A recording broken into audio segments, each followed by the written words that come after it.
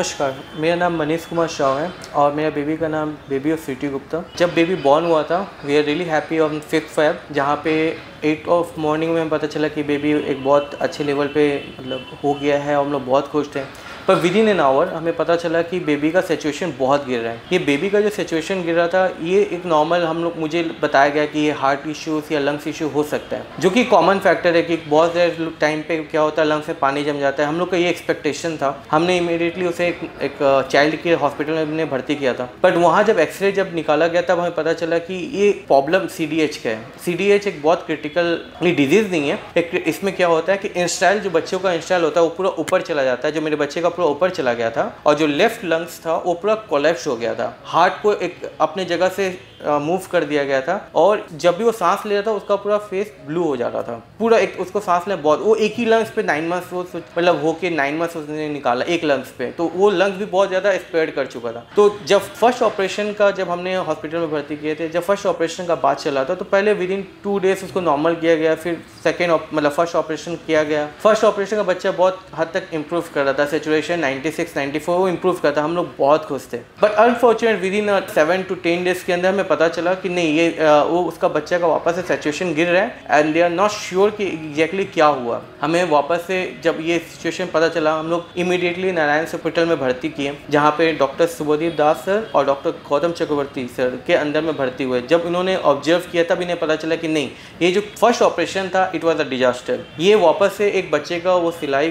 खुल जाना और वापस से वो पूरा इंस्टाइल वापस ऊपर चला गया था। इससे क्या हो रहा था कि लंग जो कोलैप्स था वो वापस से कोलैप्स हो चुका था। एक ही लंग से बच्चा सांस लिया था और सबसे बड़ा इंपैक्ट हो रहा था उसके हार्ट के ऊपर में, हार्ट एक्सपेंड कर रहा था। एंड डॉक्टर्स का कंसर्न ये था कि ये बहुत ही क्रिटिकल सिचुएशन है, क्योंकि सेकंड ऑपरेशन करना 10-15 डेज के बच्चे के लिए इट इज़ बहुत डिजास्टर हो सकता है। तो नहीं करना मेरे पास ऑप्शन नहीं था। हमने एक्सेप्ट करके गॉड का मान के हमने आगे बढ़े और फाइनली जब ऑपरेशन हुआ उन्होंने मुझे पहले बता दिया था कि बच्चे के ऑपरेशन से पहले उसमें वायरस था, फंगस इशू आ चुका था, ब्लड कॉस्ट लूज हो रहा था, उस ब्लड भी चढ़ाना पड़ेगा, वाइट ब्लड सेल्स का कमी हो रहा था, उसको वो भी करना पड़ रहा था। तो सारी चीज़ को मेंटेन करना, फिर सेकेंड ऑपरेशन में जाना एक और बहुत बड़ा क्रिटिकल चीज़ था, जो यहाँ पे डॉक्टर शुभदीप दास सर ने पूरा प्रॉपरली उसको मेंटेन किए एंड फिर उसके बाद वो सेकेंड ऑपरेशन के लिए गया। सेकेंड ऑपरेशन में गौतम सर ने मुझे पहले बता दिया था कि एक तरीका से आप मान के चलिए डू एंड डाई वाला सिचुएशन है, आइदर डू और डाई। तो हम लोग ने एक्सेप्ट किया लेट्स डू इट। और फाइनली जब हम लोग आगे बढ़े, जब सेकेंड ऑपरेशन हुआ, उस ऑपरेशन के बाद बच्चे का lungs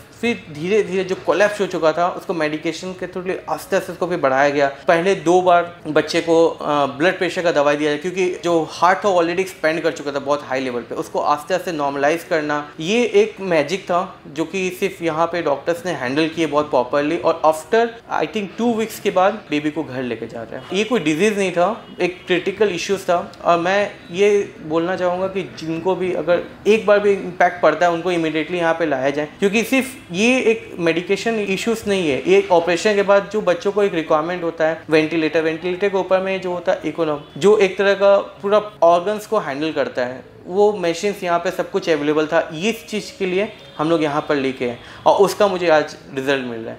I am really happy to all of doctors, nurse और thanks to Gautam Chakraborty sir और डॉक्टर शुभदीप दास सर। आप लोग ही थे जो आज बेबी घर जा रहा है मेरे साथ। मैं बहुत खुश हूँ और बस मैं ये एक्सपेक्टेशन करता हूँ कि बच्चा बहुत आगे हेल्दी रहे और आप ऐसे ही से हम लोग का सपोर्ट किए। Thank you so much sir, thank you. नमस्कार, আমি doctor Gautam Chakraborty, baby of Sweety Gupta. 2 সপ্তাহের বাচ্চা একটি ছেলে আমাদের কাছে ফেব্রুয়ারি মাসের মাঝামাঝি রেফার হয়ে আসে সিভিয়ার শ্বাসকষ্ট নিয়ে। কলকাতার শহরেরই একটি বেসরকারি হাসপাতালে ওর সেই শ্বাসকষ্টের জন্য অপারেশন হয় এবং সেখানে ওরা ডায়াগনোসিস করে কনজেনিটাল ডায়াফ্রামেটিক হার্নিয়া আছে। এটি এরকম একটি কন্ডিশন যেখানে আমাদের পেটের ভেতরে অঙ্গ প্রত্যঙ্গগুলো বুকের ভেতরে ঢুকে যায়, মানে যেখানে লিভার, স্টোমাক, কিডনি, ইন্টেস্টাইনস গুলো বুকে চলে যায় এবং সেটা সেই দিকের ফুসফুসের উপর একটা প্রেসার সৃষ্টি করে তার থেকে শ্বাসকষ্ট হয় এবং ফুসফুসের তার থেকে শ্বাসকষ্ট হয়। সেই পেশেন্টটি অপারেশন সেখানে হয়, কিন্তু অপারেশনের পরে অবস্থা সেরকম ইমপ্রুভমেন্ট না দেখে এরা ফর হায়ার ট্রিটমেন্ট আমাদের হাসপাতালে রেফার করে। বিভিন্ন টেস্টের মাধ্যমে আমরা দেখতে পাই যে আগে যে অপারেশনটা হয়েছে, যে সমস্যাটা ছিল যে পেটের ভেতরে অঙ্গ প্রত্যঙ্গগুলো বুকে চলে গেছিল, সেটাকে অপারেশন করে নিচে নিয়ে আসা হয়। আমরা দেখি যে সেই অঙ্গ প্রত্যঙ্গগুলো আবার দ্বিতীয়বার বুকের ভেতরে চলে গিয়ে সেই দিকের ফুসফুসটাতে প্রেসার সৃষ্টি করছে, যাকে আমরা রিকারেন্ট কনজেনিটাল ডায়াফ্রামেটিক হার্নিয়া বলি এবং এটি খুবই একটা রেয়ার কন্ডিশন। তো সেই বাচ্চাটাকে আমরা আগে মেডিকেলি রিসাসিটেট করি, কারণ এই সকল ক্ষেত্রে বাচ্চার পালমোনারি হাইপারটেনশন থাকে, সেটাকে আমাদের কারেক্ট করতে হয় যতটুকু সম্ভব। এবং রিসাসিটেশন করার পরে আমরা সেই বাচ্চাটিকে আবার দ্বিতীয়বার অপারেশন করি। অপারেশনে দেখা যায় যে ওর স্প্লিন বা প্লিহা, লার্জ ইন্টেস্টাইন, লেফট সাইডের কিডনি এবং স্মল ইন্টেস্টাইনের কিছু অংশ ওর লেফট সাইডের বুকের মধ্যে চলে গিয়ে লেফট ফুসফুসের উপর একটা প্রেসার সৃষ্টি করছে। সেগুলোকে আমরা নিচে নামিয়ে আনি এবং যে ডিফেক্টের থ্রুতে ইন্টেস্টাইন গুলো উপরের দিকে গেছিল সেটাকে আমরা ক্লোজ করি। কিন্তু সেখানেই শেষ নয়, এই সকল পেশেন্টের পোস্ট অপারেটিভ ভেন্টিলেশন ও বিভিন্ন মেডিকেল ইস্যুস থাকে, সেই ব্যাপারে ডক্টর শুভদীপ আপনাদের ফার্দার বলছি। নমস্কার, আমি ডক্টর শুভদীপ দাস। ডক্টর গৌতম চক্রবর্তী যে বাচ্চাটির বিষয়ে বলছিলেন, সেই বাচ্চাটি প্রায় মাস দেড়েক আগে আমাদের হসপিটালে এসেছিল, এই শহরেরই অন্য আরেকটি হসপিটাল থেকে। তো এই ক্ষেত্রে আমাদের অনেকগুলো চ্যালেঞ্জেস ফেস করতে হয়। অন্য একটি সেটআপ থেকে যখনই একটি বাচ্চা আসছে এবং এই ধরনের খারাপ বাচ্চা যাদের বিভিন্ন রকম সমস্যা আছে, তাদের সবসময় একটা সম্ভাবনা থাকে যে তার মধ্যে অলরেডি কিছু ইনফেকশন আছে হয়তো, এবং এই ক্ষেত্রে আমরা দেখি যে এই বাচ্চাটির অপারেশন লাগবে নো ডাউট, কিন্তু অলরেডি তার শরীরের মধ্যে বেশ কিছু ইনফেকশন বাসা বেঁধেছিল। এবং সবসময় ইনফেকশন থাকাকালীন অবস্থায় যতই ভালো আমরা অপারেশন করি না কেন, ডক্টর চক্রবর্তী যতই ভালো অপারেশন করুক, সবসময় তার এক্সপেক্টেড রেজাল্ট পাওয়া যায় না। তাই জন্য একদিকে অপারেশন করাটাও আর্জেন্ট, কিন্তু তার আগে সবসময় উচিত হচ্ছে যদি সময় আমাদের থাকে হাতে, তাহলে সেই ইনফেকশন গুলো ট্রিট করে তবেই অপারেশনের জায়গায় নিয়ে যাওয়া। তো আমরা প্রথমে বাচ্চাটিকে বেশ কয়েকদিন ইনফেকশন ট্রিট করি। বাচ্চাটি অলরেডি ভেন্টিলেটরে ছিল, সেটাও বেশ চ্যালেঞ্জিং, কেননা অলরেডি একটা অপারেশন দরকার বাচ্চা, সেই জিনিসটাও কারেক্ট করা যাচ্ছে না, আবার তার অ্যান্টিবায়োটিক দিতে হবে। যাই হোক, বাচ্চাটি সেটি টলারেট করে এবং তারপরে আমরা অপারেশনের দিকে নিয়ে যাই। তারপরেও এর বেশ কিছু কমপ্লিকেশনস হতে থাকে। এই ধরনের বাচ্চা সবসময় দেখা যায় ফুসফুসের প্রেসার অতিরিক্ত বেশি থাকে, সেটাই এই ক্ষেত্রেও হয়েছিল এবং আমাদের বিভিন্ন ওষুধ দিতে হয় সেই ফুসফুসের প্রেসার কম করার জন্য। তারপরে তার বুকের একটি জায়গায় বারবার জল জমতে থাকে অপারেশনের পরেও, সেইগুলো প্রায় 7 থেকে 8 বার সেই জলগুলো আমাদের বার করতে হয়। কিন্তু সব মিলিয়ে আস্তে আস্তে আমরা ভালো রেজাল্ট পাই এবং বাচ্চাটি সমস্ত এইরকম প্রবলেম থেকে সে আস্তে আস্তে বেরিয়ে আসে। প্রায় 1 মাসের কাছাকাছি না, প্রায় 3 সপ্তাহ আমাদের আইসিইউতে থেকে তারপরে এই বাচ্চাটি বাড়ি যেতে সক্ষম হয়। আমাদের কাছে ফলো আপে অলরেডি সে 3 থেকে 4 বার এসছে এবং এখন সেই বাচ্চাটি ভালোই আছে।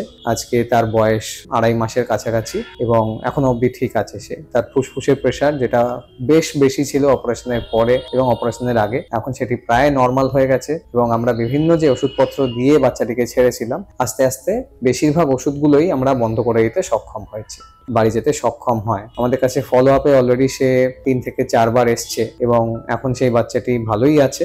আজকে তার বয়স 2.5 মাসের কাছাকাছি এবং এখনো অবধি ঠিক আছে সে। তার ফুসফুসের প্রেসার যেটা বেশ বেশি ছিল অপারেশনের পরে এবং অপারেশনের আগে, এখন সেটি প্রায় নর্মাল হয়ে গেছে এবং আমরা বিভিন্ন যে ওষুধপত্র দিয়ে বাচ্চাটিকে ছেড়েছিলাম, আস্তে আস্তে বেশিরভাগ ওষুধগুলোই আমরা বন্ধ করে দিতে সক্ষম হয়েছি।